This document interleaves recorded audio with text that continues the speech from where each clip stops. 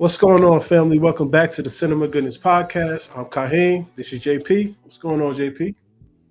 Man, I'm good. How about you? I'm doing good, man. I'm glad to be back. Excited Yes, to talk sir. about these films we got lined up, man. It's been a little bit, but we here, man.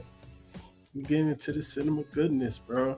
Tonight we're talking about two completely different movies that somehow ended up True. asking the same question. One is about the greatest entertainer who ever lived. The other one is about interdimensional warriors punching each other's spines out and ripping each other apart with melee weapons. But here's the Yeah. wild thing, man. Both of these stories are really about the same thing. What happens when you stop being a person and become a myth? What happens when you become a legend? Michael Okay. Jackson, yeah, man. Michael Jackson didn't just become a famous person, he became something the world felt like it owned. And in Mortal Kombat, fighters didn't just compete, they carried the entire realms on their back. One story shows mythology as a prison, the other one treats it like destiny. Tonight, we're figuring out which one hit hard and we're asking, what's the cost of that? What does it actually take to become legendary? Let's get into the cinema goodness, family. Family, this is Kahim, And I'm JP. and this is the Cinema Goodness Podcast, where we talk movies, all things related to. Including your favorite genres and upcoming projects. Join us here for an unbiased and unfiltered discussion from our unique perspective. So sit back, relax, grab some popcorn. Let's get into the cinema goodness.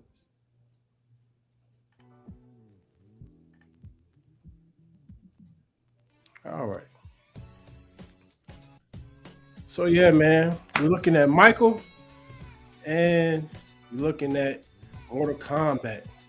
Two distinct films, man. But before we get into that, we're gonna look at this trailer, and I think it's right up Yeah. in there. I don't know if people have seen it, but we're looking at Street Fighter. Have you seen Street Fighter? The I newest have Street. I've not seen this, so it's Okay. gonna be a fresh reaction. Yeah, man. Let's get it, man. We're gonna look at that.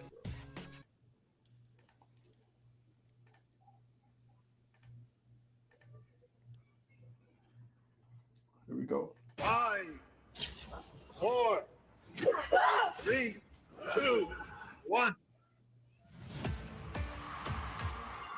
I got good news, y'all. Gathered here are the world's best fighters. I won't deny it, I'm a street fighter.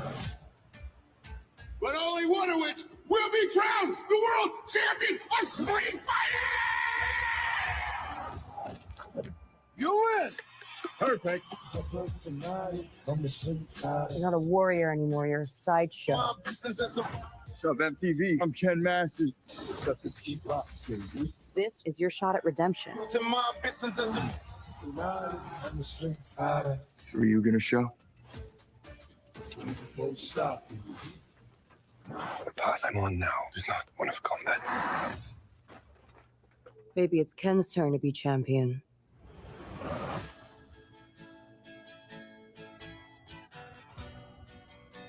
How did you find me? I'm paid to find champions. Even if they're lost. But if I lose you, my life is still trying to get up that great big hill of hope. Good to see you, old friend.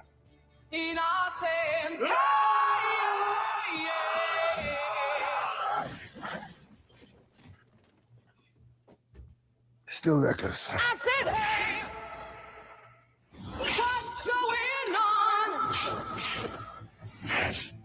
Sit down.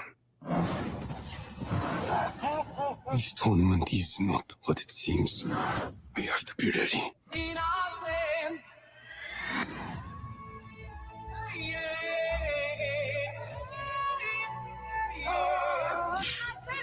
Everyone keeps going on about your thighs. What's going on? I don't see what the big deal is. What's going on? Bitch, please.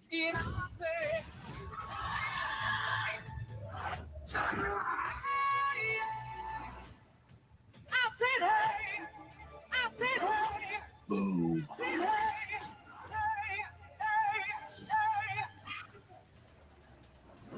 That was some abracadabra shit. Oh, what's going on?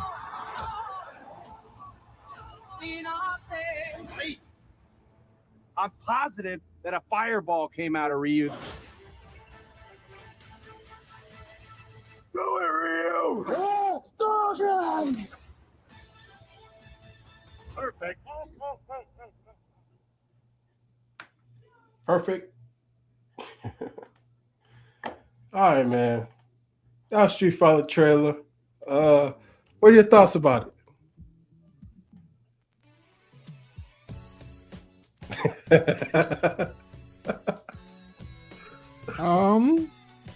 It's definitely campy.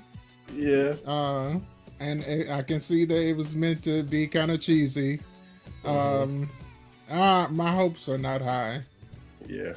I think it's going to be very stylistic, but I think it's going to have some corny moments. Stylistic, yes. It's going to be stylistic, man. I think it's going to be a fun film. Like, I'm going to akin it to Mortal Kombat 2, whereas the story might not be there. You know, I think it's going to be more spectacle than story in this aspect. It did look like, because I feel like Street Fighter usually had better stories. Like, even when I'm watching it as a kid and playing the games, the stories was a little bit better, a little bit more like lively. Mortal Kombat was much more darker. It's going to be a really big contrast. But like you said, my expectation is not that high. But it looks fun. And I think that's the best way to go into most movies nowadays. Mm-hmm. Just go in without having any high hopes. If you don't have high hopes, you cannot be disappointed. So I think that's the best. Even movies that I'm looking forward to, I have taken that position. So I think I enjoyed them better. For sure. All right, man. Let's get into this episode for real, man. Let's look at Michael. Biopic 2026. We're going with Michael first, huh? Okay. So Michael is a 2026 musical biographical drama film directed by Antoine Fuqua and written by John Logan. It follows the early life, I repeat, the early life of American singer Michael Jackson, covering the period from his involvement in the Jackson 5 as a kid in the 60s to the Bad Tour in the late 1980s. Jackson is portrayed by his nephew, Jaafar Jackson, and as a child by Giuliano Cruvaldi, both in their film debuts. The supporting cast includes Nia Long, Keelan Durrell Jones, Laura Harrier, Jessica Sula, Mike Myers, if you figure out he was in it. That's crazy. That was Miles crazy. Teller, and Coleman Domingo. Domingo. As the infamous Joe Jackson. Joe Jackson. All right, man. So Jaafar Jackson was Michael Jackson's nephew. Yes. The casting was crazy in this film. Let's just start off with that. The casting all across the board was phenomenal, bro. I think everybody did a great job. But Jaafar, I mean, that's his bloodline, man. And I think the critics couldn't deny how much he looked like him, how much he moved and talked like him, and how much he sung and performed like Michael Jackson, man. For me, I thought like it was incredible watching that. One thing was my daughter, she always has this thing like when anything Michael Jackson comes on the radio, she's like, "Oh no, not Michael Jackson." Before the film, she was not a Michael Jackson fan, bro, at all. Really? Yeah. Wow. Okay. She did not like Michael Jackson, bro. But we walked out of that film. She was like, "I'm such a Michael Jackson fan." Okay, like, it turned her around. Just that fast.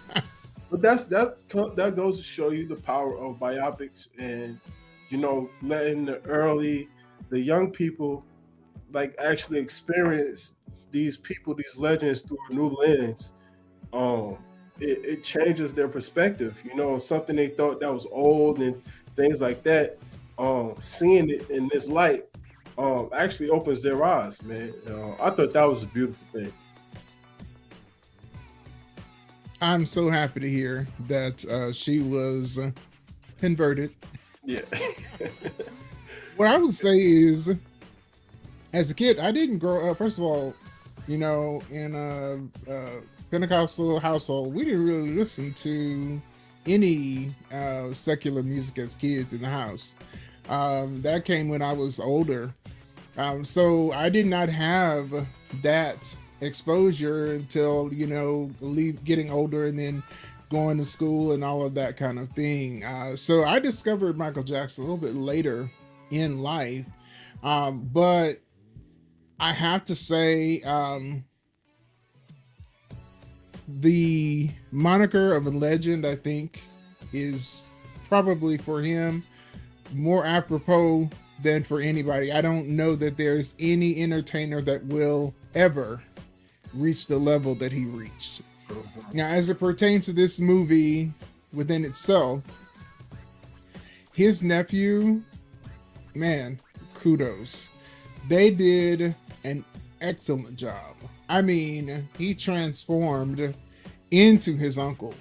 And I think it's such a great homage. If you look at some of the behind the scenes, how, he took so much work and he kind of adopted his uncle's, perfectionism and wanted to make sure that he had the moves right and just, studying, poring over those videos over and over and over until they got it right. And he did an awesome job. I can't say enough. They in casting him was an excellent decision.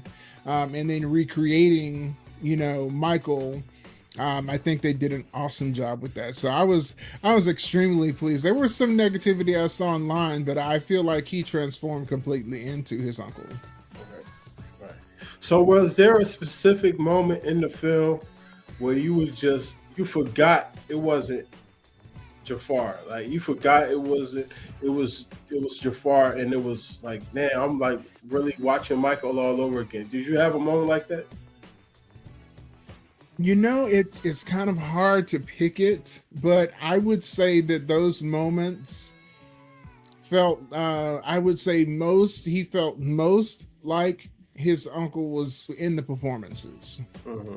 So in between, there were some that I would say I don't know how close he was, because the only images that I have of Michael are those performances. So I don't, as regular people, we didn't see a whole lot of him outside of that. Most of what we saw was his performance. That's what we, keep in memory, I think. So I think the performances is where it was closest for me.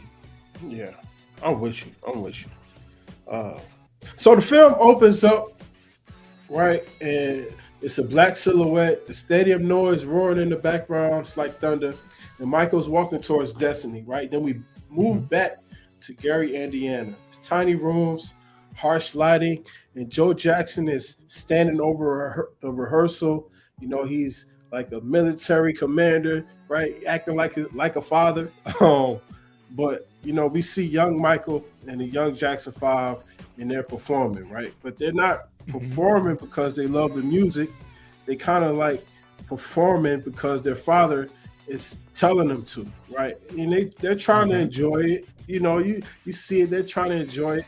And I think that was like, he's driving this whole thing about perfectionism, right? And that's kind of like the whole thing that we see through this film, like how that permeated from his father to Michael Jackson. Like through his whole thing, he just wanted to be perfect. He wanted to be the best. And a lot of people talk about, you know, how hard Joe Jackson was on them. But he essentially created the greatest entertainer of all time. Yeah, Michael took it. Oh man. Oh, okay.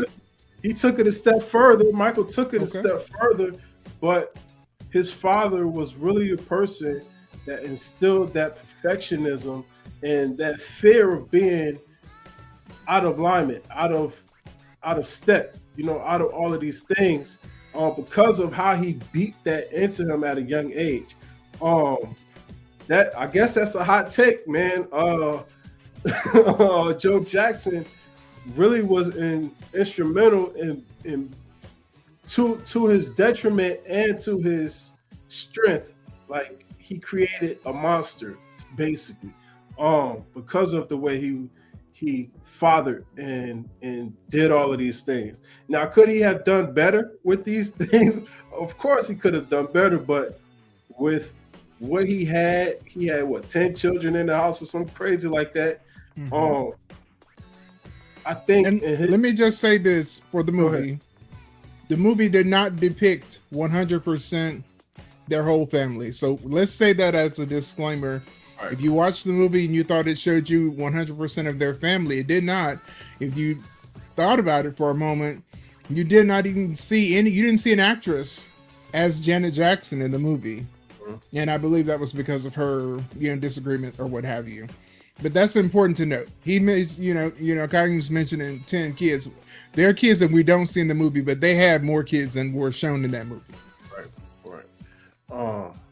But yeah, what do you think about that? Like how the early depiction of the family and Michael, and how Joe Jackson was really like on them, you know, because we've seen it in different movies and things like that. But what do you think about it in this film? Man, this is like a philosophical question, because essentially you're asking me, would there be a Michael Jackson without a Joe Jackson? Right. And I mean, the truthful answer is we don't know.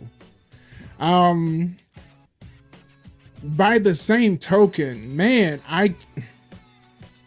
I feel like the gift that Michael Jackson had was in him, regardless of what his father was doing. Okay?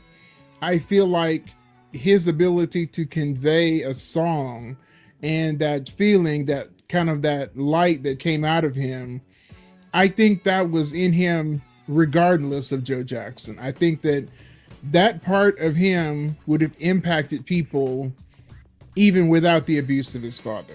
Okay, so I have to say that. I do not believe that the harsh abusiveness of Joe Jackson is a requisite to end up with a Michael Jackson. And I even saw some posts that were asking the same thing about Maddie Moss Clark and the Clark sisters. And Maddie Moss Clark is notorious for being a very strict choir director. And her daughters, I mean, regardless of how popular, you know, some of these gospel artists and Christian artists are, the Clark sisters are one of the most popular women's groups, especially in Christian music, but even worldwide. I mean, they achieved a really high acclaim, but their mother she was tough. Yeah. And she went to different events and she was tough. People saw how tough she was. I don't think she was abusive though. And I bring her in here, and I bring that point simply to say that being strict, pushing, and encouraging strongly that gift in your child does not require abuse. And so I feel like that the gift is, I believe that people are born with gifts. I don't think that you can create a Jackson 5. I think they were born with that. And all it took was someone to cultivate it, to understand how important the gift was, and then push it forward. It doesn't require the negative, I don't believe. That's me. And so for that's important to me, because I do not, if you look at sports, youth sports right now, man, some of the parents that are pushing their kids are abusive. You see the videos of how wild they get. So that is not necessary. I think you can definitely set the discipline. If your kid has a gift and they have the opportunity to show it to the world, that gift will take them wherever they're destined to go. That's what I believe. It's a good thought. It's a good thought. So we had the other side of that, which was Nia Long's character, Katherine Jackson, right? She had that quiet power. She kind of grounded Michael in a way that gave him that balance. Now, I think because she was present in his life, that kind of curbed some of that stuff that we're talking about, the abuse and stuff. Who knows what would have happened if she wasn't there? And Joe Jackson was just there and just hammering. Yeah. Left He to may his have own never- devices. Yeah, they may have never gotten to where he was. But because they had that balance in Catherine, and the way Nia Long portrayed her was great. I did hear that she has a clause in her contract that requires her to be paid the same amount as her counterpart. So whatever Coleman Domingo was supposed to be getting paid, she was supposed to be getting paid, but she wasn't paid that at first. So now they're going through some things. I don't know if they haven't settled that. Yeah. But I think Smart on you, Nia Long. Yeah. Equal pay for equal work. For sure. Although her character was muted, and like you said, she was a grounding force for Michael, her character was actually really important because I think the point you make is so important. Joe Jackson, left to his own devices without anyone to temper his worst, when he really wanted to take it further than he should have, could have ended up with them crashing out. I mean, because if you take it too far, a lot of times that abuse leads to all kinds of other things. It can lead to eating disorders. It can lead to drug abuse. It can lead to alcoholism. So I think that her character, her presence was very important. And I did see some criticism of her. People saying that she didn't do anything. I think she played her part really well. I think her goal, I think her approach was to be this foundational base constant, always there to support. And she knew the times when she needed to step in and check when Joe was getting out of control. She was there for that.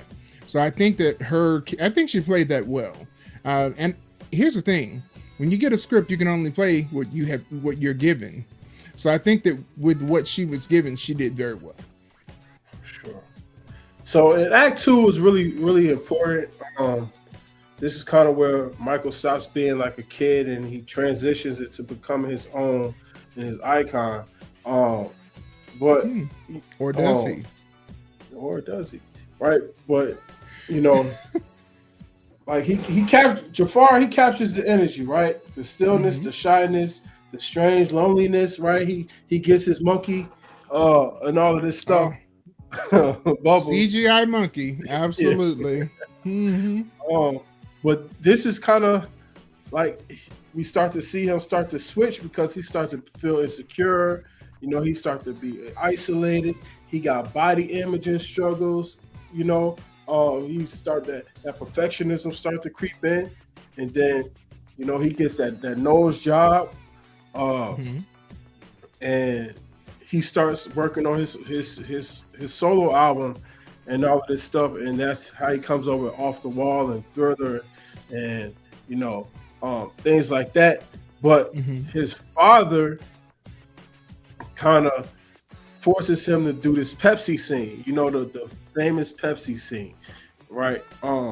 And one thing they didn't have in that previous, the American Dream, was the Don King aspect of it. Was that Act 2 or Act 3? But well, if you're talking about the Pepsi commercial, all of that was part of the what he forced Michael into doing, which was the tour with his brother. So right. This is actually after He had you know, some success already solo, and his father did this backroom deal, didn't let him know with Don King. Deion Cole plays Don King, right. And the Pepsi promo was part of that, because if you remember, he didn't even want to be there. He had never agreed to this. He was doing this to help his brothers, help his family, and you know, to help his dad, man, the abusive guilt tripping, man, he manipulated big time. Yeah. So he got him to agree to do this tour, and the Pepsi thing was a part of it. So that was all in that same vein. Yeah. So the thing was that they wanted Michael solo, right, on the stage. Now, somebody that was in charge of that should have known that if you get too close to those sparks, like it's gonna set anybody on fire. Like, who's in charge of that? I'd assume all of them. And he did get money, and he donated it to the burn unit, yeah. Which was dope. And I just like they had some different angles in this film that, you know, you kind of knew about, but they kind of went the other way. And I think that was the power of the family being involved in this film, because, you know, we got to see some of the stuff and the nuances that, you know, people may have just heard about and they really didn't know. But yeah, that scene was crazy. And then we get to the Act 3 was the victory tour starts. You know, after that burn sequence, he says, I'm gonna finally do the tour, and they got their last show of the night or whatever, and you see Joe Jackson in the back talking about, I'm about to take him international and all of this stuff, steady trying to milk this kid for all his work. Mm-hmm. And Carmen Domingo is just so talented, man. He makes you hate Joe Jackson just a little bit more. You know what I'm saying? Just let me tell you, this man called Michael Big Nose in this movie. Y'all got the same nose. Upset. How dare you? Got the same nose. Like, what is your problem? Say, how dare you call somebody Big Nose with your big nose? Man, I was pissed. I was asking myself in the movie, did he call him Big Nose? Right. Oh my God. Yeah, I said, y'all got the same nose, man. That's crazy. But yeah, like that just goes back to that thing, man, that what you put in your children, even after you said it, you know, like it dwells on them and it eats away at them, or it uplifts them and pushes them to do better.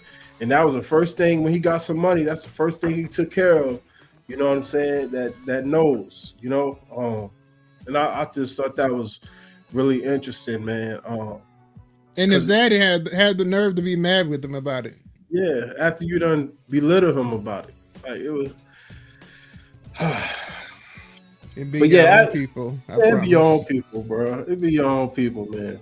But after Joe was in the back just berating about, they taking this tour international, Michael gets on the stage with his brothers and announces that this will be the Jackson 5's last performance together. And suddenly the movie stops being about fame and it becomes about escape and freedom and all of the things you can do when you take your power into your own hands. And then we transition until Michael's final performance at Wembley Stadium. And it was just iconic, you know, and, you know, they close with there as part one. Now, it's supposed to be a part two. We're not too sure about it. Or three. They don't know. They're gonna milk it. They're gonna milk it. I promise you. They're gonna milk it. But I want to ask you this. Okay. We know the later part of Michael Jackson's life wasn't as clean and as cut as the first part. How do you see that film? If they just do a part two, how do you see that? How do you see that going? Well, And it's funny that you ask, because there's a lot of criticism about the movie not delving deep enough into his life. But it's clear upon, looking at what they set up, they were not trying to cover his whole life.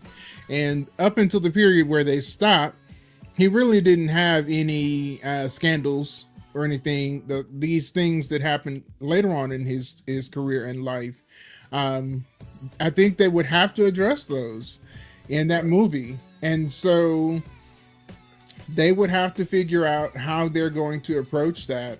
And the family has to also be in agreement with it. Now, honestly, there was some disagreement. That's why you did not see a Janet character in this movie, because she was not in agreement. There was no judge. They essentially erased her. So the family is going to have to come to some sort of agreement about what ends up being put in this second movie. Now, from my perspective and everything that I've seen, for the most part, most of the stuff that came out about Michael Jackson has been proved false for the most part. That is my understanding. Now, if I'm wrong, please correct me in the comments. But I think there was a lot of appetite from people to see the negative stuff.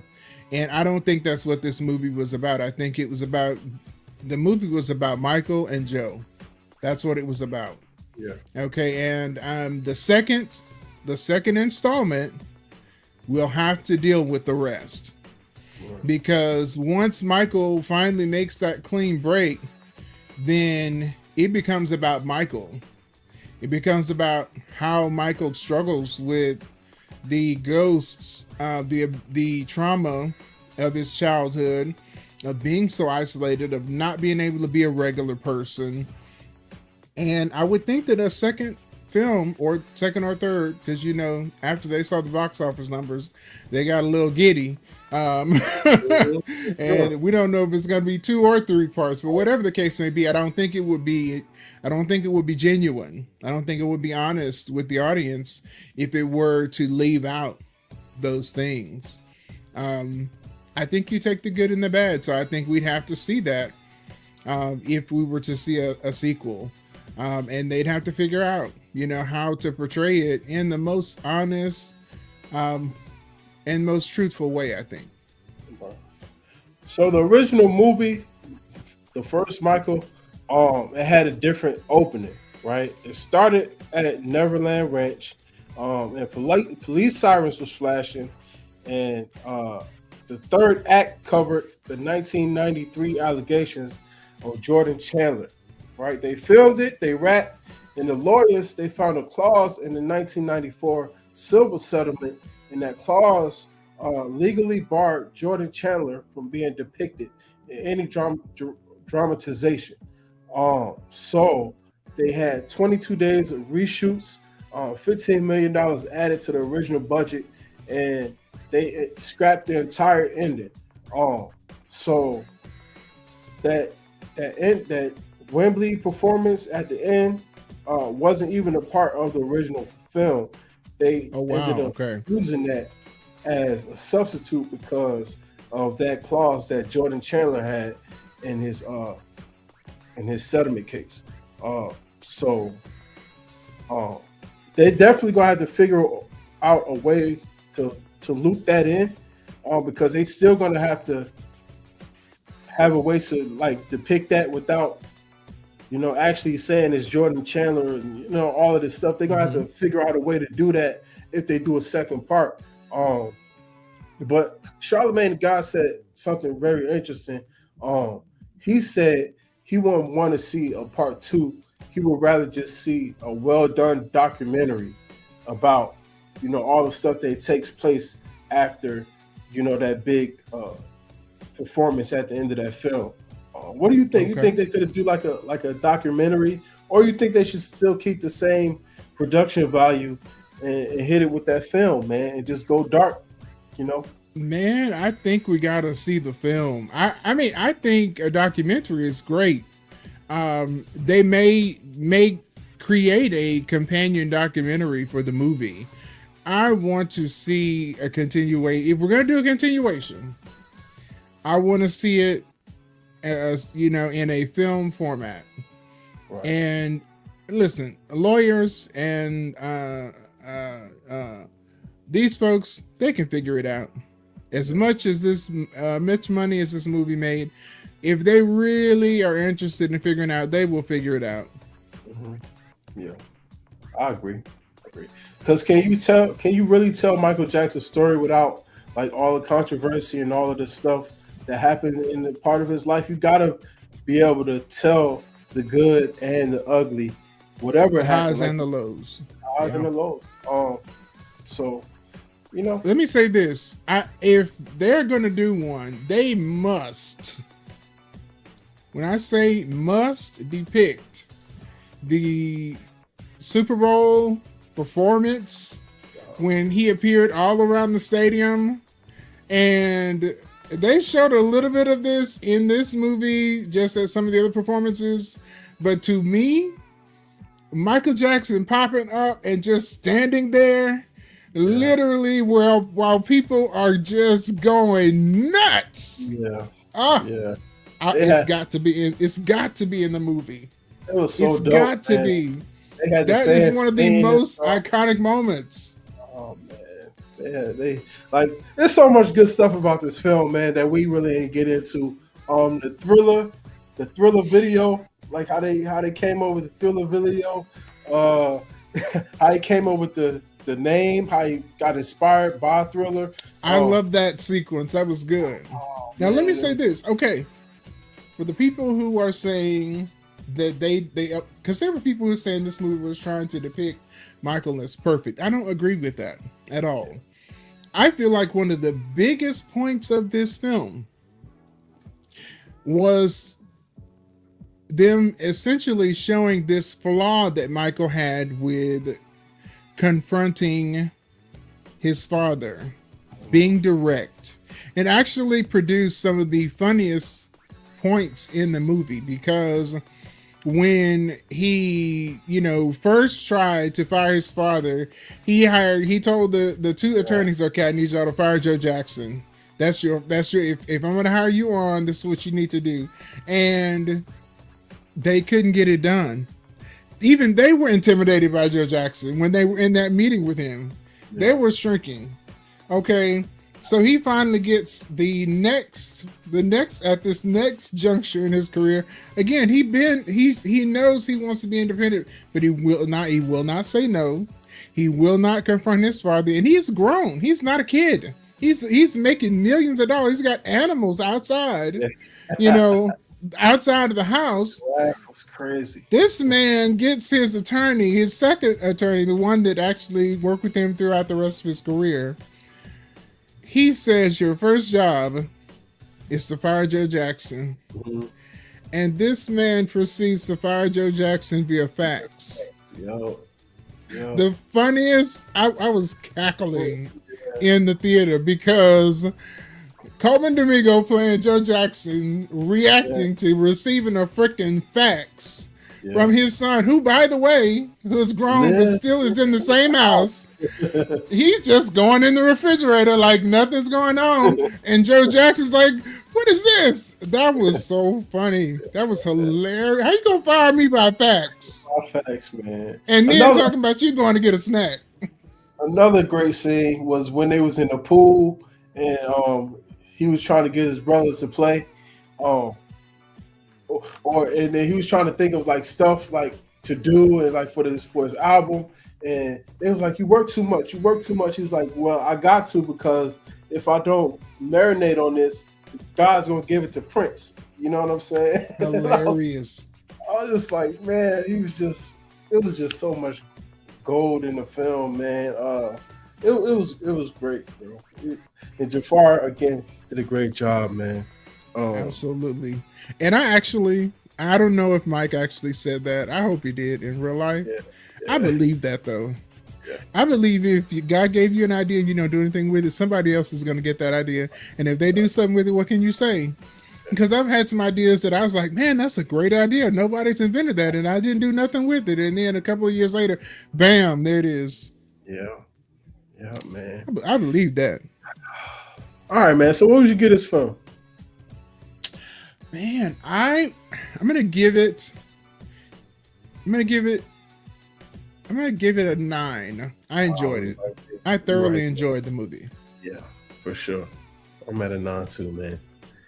It was great fun. All right, man. All right, moving on. Segment 2, Mortal Kombat 2.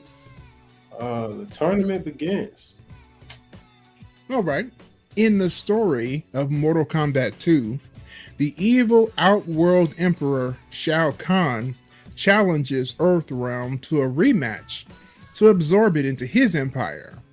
After Earthrealm's Grand Champion Liu Kang defeats him, Shao Kahn sets his ultimate trap by hosting the deadly tournament in the dangerous depths of Outworld. Mortal Kombat 2 is a 2026 American martial arts fantasy film based on the video game series created by Ed Boon and John Tobias.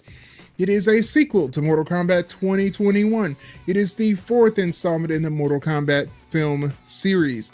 Directed by Simon McCoy, written by Jeremy Slater, it stars returning cast members Jessica McNamee, Josh Lawson, Ludi Lin, Makad Brooks, Louis Tan, Max Huang, Damon Harriman in a different role, Chin Han, Tadinbu Asano, Joe Taslim, and Hiroyuki Sanada, with Karl Urban, Adeline Rudolph, Martin Ford, and Tati Gabriel joining the cast as new cast members.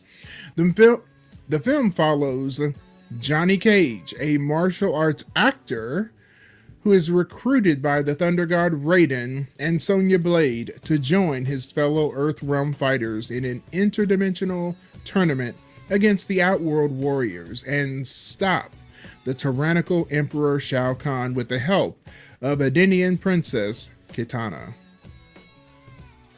So what was cool about this film is they usually focus on Liu Kang as a main character. Like when they go to Mortal Kombat, people think Liu Kang. But they flipped it and used Johnny Cage this time, which was fun.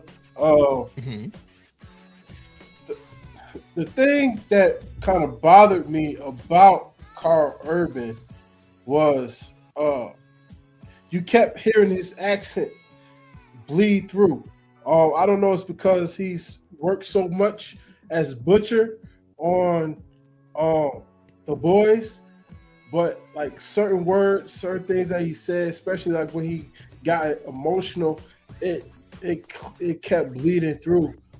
He tried very hard to keep that American accent together. And for the most part, he did it very well, but I still could hear it. I don't know if he's actually British or Australian, or I don't know his nationality, but whatever that accent was, it kept bleeding through. But the comedy was kind of dry at some points. It was funny in some parts, but then it was kind of like, okay, we know he's a comic relief, and it kept feeling a little forced at times. In the comedy. To answer your question, Karl Urban is from New Zealand. So when you're hearing that accent, you're hearing British, you're hearing Australian mixed in there. Yeah. Okay. So that's what I was hearing. And for the most part, he kept it together. But like I said, when he got emotional and things like that, or when he said certain things, I kept hearing that Butcher come through. But what you think about the film right off the bat?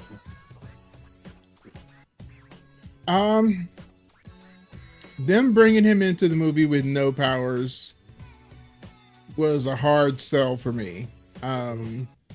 Because the whole thing, it's not Mortal Kombat if the opponent doesn't die, the losing opponent. So it loses its bite because for literally every other fight, the losing opponent, other than the one where they return the favor to save Jade, every other time the opponent is killed. It created a situation, to me, it created a problem that then the movie had to go about the business of fixing, because you have to figure out, well, how do we get him to his powers? And I think maybe you would care more if you cared about his character, but his character wasn't somebody he's kind of a douchebag. So he's not somebody who's very likable. He's supposed to be American as Johnny Cage, but that doesn't automatically make him likable.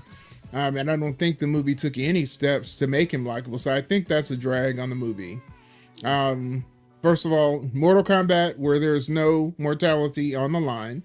And then fight choreography. Let me just talk about this because this was my biggest note of the whole movie. Overthought fight choreography is so easy to pick out. You can literally see them thinking as they go through the moves, so it does not feel smooth. Those are drags on the movie for me. Yeah. So was there a moment where you felt Johnny Cage stopped being a comic relief and became like a legitimate champion or a legitimate fighter? When he got his powers? That was at the end of the movie. When he said, I finally figured out that I am Johnny Cage, and his powers ignited. That's about it. Okay. So Act 1, The Gathering of the Realms. The sequel wastes no time. It immediately thinks, go bigger. Athena falls immediately. Shao Kahn storms through the kingdom like an apocalypse with shoulder pads. King Jared dies. Kitana loses her home. The tone instantly feels bigger than 2021 film. Then we smash cut to Hollywood. Enter Karl Urban's Johnny Cage, and apparently he completely hijacks the movie. He's a washed-up actor with a massive ego, still convinced he's the coolest person alive, right? Meanwhile, Quan Chi starts resurrecting people like he's assembling the worst group project in cinematic history. He revives Kano. He revives Kung Lao. And everything gets more aggressive. And then the movie stops apologizing and we get into the tournament, right? So they brought Kano back. They brought Kung Lao back, which was dope because without Kung Lao, that fight scene, and we're going to get to that fight scene between Kung Lao and Liu Kang was my favorite sequence of the whole film. It felt like an authentic combat fight. And the hat moving around the scene, Liu Kang shooting the fireballs, all of that was my favorite part of the whole film.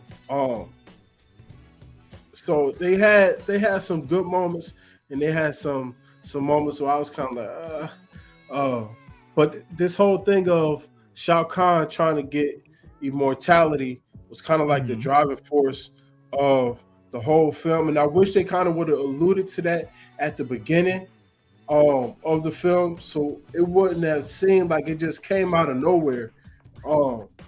Like if they would have just said that he's chasing mortality in some way, if he would have said it, it would have gave us more of a ground for us to move throughout the film. So I just think that was one of those things that they could have hinted at stronger, because in this film, it lacked what the first film didn't. Like the first film had much more story around this guy Cole Young and things like that. And this film was straight just like a little too much spectacle. And it lost that story aspect that could have kind of made it pop. So that was my thoughts on Act 1. What'd you think? I agree. Yeah. All right. So we getting into Act 2, and they got these fights going on. And we see that Kitana is kind of like she's playing both sides basically. And we have this girl Jade that's supposed to be kind of like her sister, her friend or whatever, and she starts to kind of like turn her back, and I don't know if it was kind of like out of fear or it was just loyalty to Shao Kahn. But it kind of like forced a rift that kind of like, oh, that came out of nowhere because it was so close at the beginning, and now like she done turned her back on it. So it was just a lot of like plot points in this that if they had reinforced it better and not just focus so much on the fight. But I kind of know why they did that, because the first film was kind of like, it was so much story and not much tournament.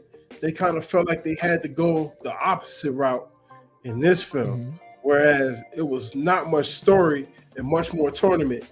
And I don't think they really thought about the balance between that, because it's Mortal Kombat. People came to watch the fights and the fatalities and all of that stuff. But we get to that point to where Liu Kang and Kung Lao has the best fight, and it's the most emotional part of the film.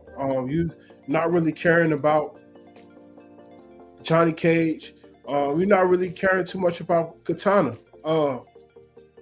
I'm trying to see what's gonna happen with Liu Kang and Kung Lao, and it was just one of the things. Like, did you feel anything? Like, did you see anything? Like what was your thoughts going deeper into the movie, like where we get to like Act 2? So I agree with you. The best part of this movie is that we see the brotherhood between Kung Lao and Liu Kang get flipped, because, and again, you made a great point. They were putting things in, but not giving it enough weight for you to really understand how important this is. So, when you have Kung Lao being brought back from the dead, then they made it seem like he was just left for dead and we forgot about him. So when they bring him back, but he's kind of possessed. And if you notice, they even explained they brought Kano back differently. They brought him back, but he wasn't possessed. But Kung Lao is. And so you flip these two guys that in the first movie that were brothers fighting together, and then have them fighting each other in this movie. And then Liu Kang having to, kill him. Beautiful, probably the best fight scene, like you stated, of the movie. But I think that was the one that had the most emotional stakes, because it flipped their relationship from being close like brothers to being, having to fight to the death. And then we see Liu Kang have to do what he did not want to do, and he even says it in the movie, "Don't make me do this to you." Right. And he forces his hand. But I think, and this is a hint to what, callback to what you mentioned a moment ago, those characters are not gone for good. The first movie focused on Cole, and in this movie, literally, he was dispatched. As soon as Shao Kahn got that additional power, he murked him. I mean, viciously. And so he was taken out very early on in the movie. He had very little impact. But all of those fighters, because when Liu Kang had his ascension moment towards the end of the movie, he essentially says in that moment, "I understand now. I'm gonna go get my brother back." And I think they're gonna be able to bring Cole back too, and I think they're gonna be able to bring Jax back as well. And we're gonna see all those characters come back. So I say those are probably the best parts of the movie. The part with Liu Kang, Kung Lao, to me, are the best parts. The rest, Makaad Brooks, Jax getting his arms ripped off every movie, it's getting old. I said they're gonna rip his arms off in every movie. So, man, so they had a couple of good things. I like the style of the film. Like, it took it a step further from the first film. I was always excited to see Scorpion. That part of the fight was good. And they brought this amulet to the, they had to kill Raiden or like steal some of his power to use the amulet to give Shao Kahn immortality. Yeah, to charge up the amulet. Yeah. So was it Raiden's power that charged up the amulet, or was it his power that they used to grant Shao Kahn immortality, or was it like one and the same? One and the same. So the amulet had been stolen from one of the grave sites or something like that. And because they mentioned they'd sent out a search party trying to find it. Kano was the one who ended up having it. And so the amulet is only going to work if it has an immense amount of power to grant immortality. And they come to the conclusion, was it Shang Tsung? Shang Tsung. There we go. Who was the villain in the first movie, who's kind of a lackey to Shao Kahn in this movie. He's the one who says you need the power of a god or a star to power this thing, and that's where they hatch the idea that they're going to use Kung Lao to steal the power of Raiden. And as long as the power that left Raiden, they were able to get it into the amulet, then the amulet was able to then grant immortality to Shao Kahn. But destroying the amulet before Raiden dies, his power returns back to Raiden. Okay? Yeah. That's why Johnny Cage and Kano went into the underworld. And exactly. They found Scorpion. And while they're fighting, like while Scorpion is fighting Sub-Zero, which wasn't even Sub-Zero, he was something else. Kitana is fighting Shao Kahn. And this was kind of like the highlight of the film. Like the whole film builds up to this moment because Shao Kahn kills her father. So obviously she had a vendetta about, her father and all of this stuff, and she switches sides at the end and ends up fighting Shao Kahn. So while she's fighting him, they had like a split sequence going. Her at the top, Johnny Cage and Kano at the bottom, fighting, trying to destroy the amulet. And at the very last minute, Johnny Cage finds the power within, and Scorpion, everybody's blasting the amulet, you got Kano blasting the amulet, Jade using her powers, who finally came to her senses, blasting the amulet, and Scorpion blasting the amulet, right? Johnny Cage wakes up, his power, uses that famous kick that he has in a video game, and they destroy the amulet. And one of the coldest fatalities of the film, Kitana hit my man with the fans and shaved like 4 inches off his head, man. And absolutely, that was the highlight of the film. He had almost killed her too. Yeah, but they had to take away that immortality, and once she realized that he was bleeding and not healing, that's when she went to work. And she was able to find the strength. Now, you said her father, Shao Kahn, is not actually her father. Her father was the king that, I think his name was King Jared, who was killed like in the very first part of the movie. We see that in the very beginning, which is in the past. So he was her father, but Shao Kahn essentially takes her under his wing and becomes like her father. Kind of like Nebula and with Thanos. But not just Nebula. What's the other girl's name? Gamora. Okay, in Guardians of the Galaxy. Why is Gamora? MCU.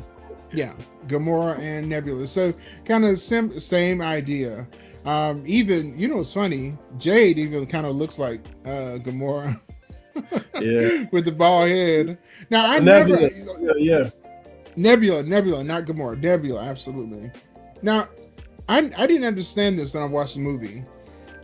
What was the point at which Jade switched sides? because it was like all of a sudden she's not on the side helping Kitana, and I'm like, what happened? Did the movie even explain it? She was talking to Shang Tsung, and they decided that Shang Tsung would go try to kill Raiden, and she would go in the underworld and fight Johnny Cage and Kano. But I guess in the midst of that, she changes her mind because of something that Kitana said when she was in chains, like, you're better than them. And I guess that was the moment that she kind of that was the moment that she kind of like, okay, maybe I am better than them. But they had no visual reference to that. It was just like, okay. It was like, I'm on the other side now. I'm on the other side. That's how it happened. Yeah. Now, maybe the visual reference, remember when she had her staff, it had these metal things on it. So there's a scene where she breaks the metal things off of the staff. So maybe that's a representation of her breaking her chains to Shao Kahn. I don't know. Maybe in the lore, hey, if you're watching this, if there's some lore there that, you know, the metal that is on top of the power stick, because if you remember when she was fighting Jax, he even asked, what is this staff made out of? Yeah. And she never did answer. So maybe there's some lore that I'm not familiar with there. And when she busted the thing off the end of it, that's when she broke her was able to break her bonds with Shao Kahn. But the movie does not explain that. If you're looking for an explanation, it's not there. I missed it and I was confused. I said, oh, okay. She didn't made a U-turn on us, and she's helping the good guys now. So okay, so do you think that Mortal Kombat actually needs a deep plot, or, you know, does that miss the point of being like Mortal Kombat? You know, man, that is a really good question. Here's the thing. If you're going to make a video game, especially an old video game, like modern video games have deep stories attached to them. So it's easier now, right? But this was made when I was a kid, and I'm not young. Well, I'm young-ish. But my point is, young adjacent. Right? Yeah, I'm next door to young. My point is, when this was made, video games did not have these elaborate backstories that they do now. So if you're going to take this and make it into a movie, you have to create some kind of lore, because otherwise it would just be the video game and you just seeing actors portraying it. So they have to do something to kind of string the scenes together. I feel like Godzilla has the same problem.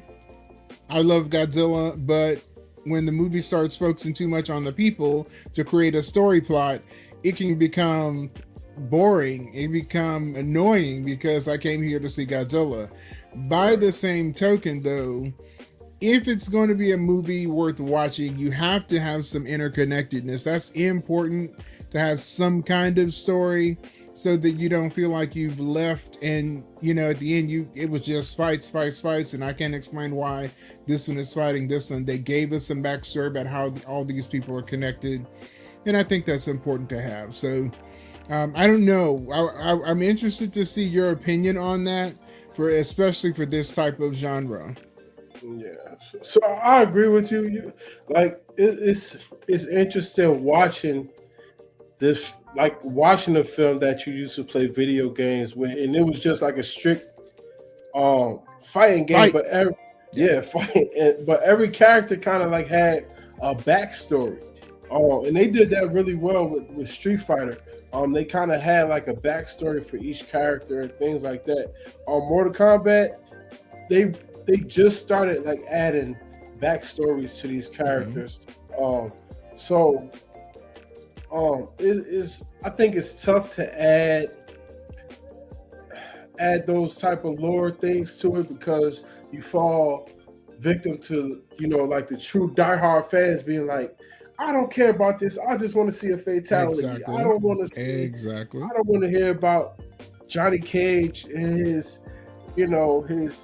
struggling acting career. You know, like I don't care about all of that. I want to see him hit Baraka in the nuts with the split. You know what I'm saying? Like they don't really care about the backstory and the lore. They want to feel like they playing a video game and watching the video game play out. And if that's what the goal is, you know, I think they accomplished that mission with this film. But I do think I wish that they had some of the plot points tied together a little nicely, just as a viewer. And I just, you know, don't feel like I just sat there and just got adrenaline rush or whatever. Because some of the fatalities could have been stronger if you really want to, you know, go with that direction. But you know, and Baraka, I thought, like when I watched the trailer, I thought he was gonna be ice cold, but he was just ditzy. You know what I'm saying? Yeah. Like, they made him comic relief essentially. Yeah. So you know what they did to him? They made him into the equivalent of what's his name in the MCU? He's blue. Thanos killed his family. A minute ago I said I was young-ish, but I can't remember. Drax. Oh, Drax. Okay. They made him Drax because in Drax from the comics was like a serious fighter. You never saw that in the MCU in those movies. He was just comic relief, and they made Baraka comic relief as well. Sure. For sure. They nerfed him. Now, one thing that I was going to say about this, I feel like one of the biggest struggles of this movie is it did not know which story it wanted to tell. Yeah. Are we here to tell the story of Johnny Cage? Or are we here to tell the story of Kitana? I think that if they had focused on the Kitana story that we started with, it would have made more sense. Because the whole Johnny Cage detour was purely about him figuring out what kind of person he was going to be, when he was going to grow up, and see and get some security about himself to realize his power. And they spent a lot of time on that. Yeah. Really unnecessarily, because it's a problem that they created that they did not need to have. If they had delved into the lore with Kitana and her family, I think that would have been much better, because it may not have had the comedy relief that they were looking for, and maybe that was more important to the producers and directors. But I feel like the focus on Johnny Cage was unnecessary. It's either you're going to go with the Johnny Cage story, or you're going to go with the Kitana story, or you're going to go with the Kung Lao and Liu Kang story. Which one are you going to do? Because, I mean, really, it made the movie unfocused. It's like they're trying to do too many things, and when they got so much of it in there, it ended up being just not much at all. It had no direction. Sure. For sure, man. All right, man. So on that note, what would you rate this film? Oh, it's a 6. It's a 6. It's a good 6. It's a strong 7 for me. Because I did like, I like the 7. I like the fights. You was paying attention more to the choreography. I thought it was very well done. I wanted to see more of Scorpion, and I didn't get that. That's why, you know, I'm comfortable with a 6. I mean a 7. So yeah, I'm you know what was one question that I was left with? First of all, if Raiden is like a god in this, how do you sneak up on a god? Yeah, I mean that was honestly, I'm like, how? This is Raiden. Yeah. This is like one of the most powerful characters in this franchise. How do you sneak up on him in his realm? So It's not like you brought him and got him on your turf. You went to his realm. That's why I'm at a. That's why I'm at a. I'm really between a 5 and a 6. Dang. It was Kung Lao though, so it kind of made sense. Like they saw him and he kind of like threw them off guard, like, "Oh, you're like alive." a Trojan horse, because he was supposed to be dead. Yeah. They used that to kind of like slice his throat or whatever. And then I gotta give it to him. They didn't completely kill Raiden off. And the other Mortal Kombat they did, they killed him. They killed Raiden off, which I was pissed about. But he survived. So, yeah, it was cool. All right, He's got to survive because they got to do Mortal Kombat 3. And they got to, just like you reboot in the game and you refresh and get some more lives, they're going to go get Cole, they're going to get Jax, they're going to get all these people that died in this movie, and they're going to bring him back. Kung Lao, they're going to bring him back and unpossess him. They're going to bring all of them back, and then we're going to have another fight on our hands. For sure. Mortal Kombat 3. All right, man. Let's move on to our Cinema Goodness Hall of Fame. Okay. Hall of Fame. Who's the MVP of the night? Of the entire night, it's got to be Jaafar Jackson. Jaafar Jackson. I'm with that. Most iconic moment. Ooh.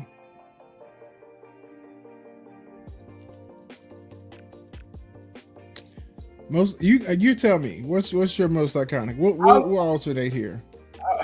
Okay, I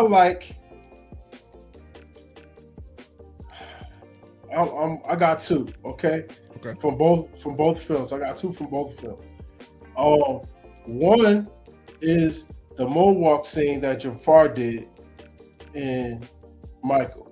I really like that whole sequence because I watched the actual performance, real life video. Yeah, it was just like it was spot on. And then in Mortal Kombat, I like the Kitana's fatality when she hit him with the fans and it said and it's like whole piece fell. I was like, oh, that was clean. So yeah, that's my two. Let me tell you, I agree with those. I have to say Michael Jackson firing his father via fax, and then Joe Jackson just being completely apoplectic. But there's a moment where after Michael walks away from him out of the kitchen and Joe is just standing there stunned, there's a giraffe looking through the window at Joe Jackson like, yeah. You fired.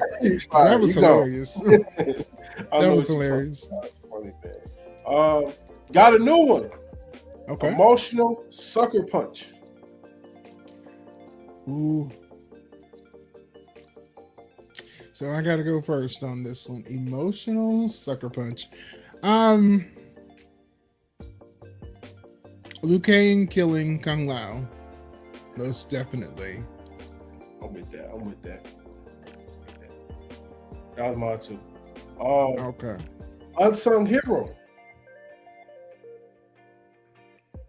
For the Michael movie, the unsung hero is Nia Long, playing his mother.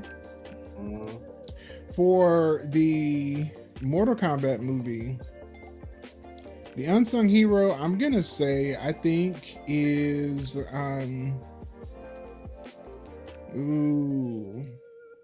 it's probably, maybe he's not unsung. I want to say Liu Kang because I think without him, you don't have a movie.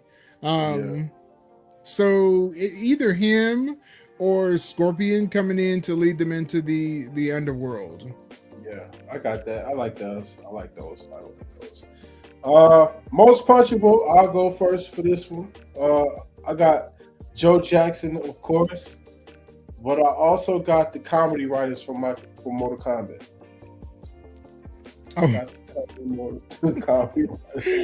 Well, I'm with you. I think they tried to make it too funny and they took it too far. And you don't ever want to see a character bleeding through. You don't want to hear Karl Urban turning into Butcher.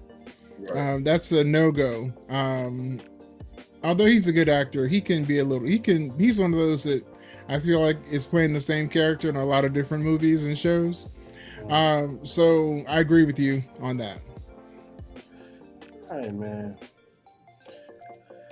All right, family. So that's it for today, man. If you like this episode, please let us know if you got any films or anything you want us to watch, any animations, anything that you want us to watch and review. Please put it down in the comments. We'll be sure to check it out. JP, anything else? No, man, I enjoyed. Even though I rated Mortal Kombat low, I enjoyed it. So, two pretty good movies. It was fun. It was a fun film. All right, family. That's it for today. You have a light that is out of this world. Let it shine to be the richness that this world deserves. Much love, family. And rich. Peace.